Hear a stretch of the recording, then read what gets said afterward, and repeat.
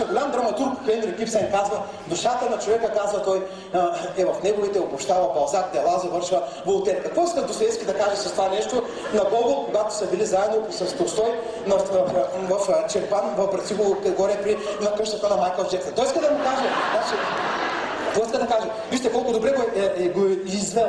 Душата на човека е в неговите дела. Какво значи това? Ами значи работа му е майката. Аз бях първият преподавател, който категорично замених сутрешна гимнастика в училищата, категорично замених с народни танци. Народният танц има няколко предимства, през каквато е да било гимнастика. Радва сърцето, умът работи, крайниците се движат изящно, човек се изплатява.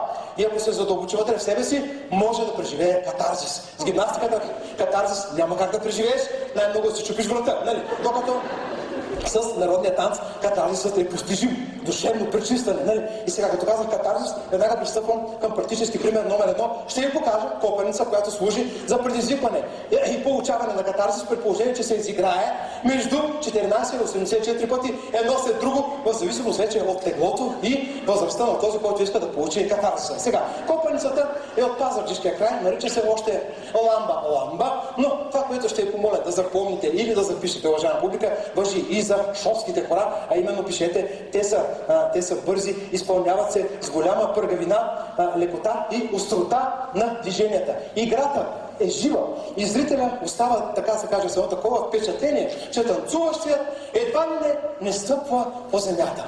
Копаница за катарзис. Който не знае, копаница идва от копа.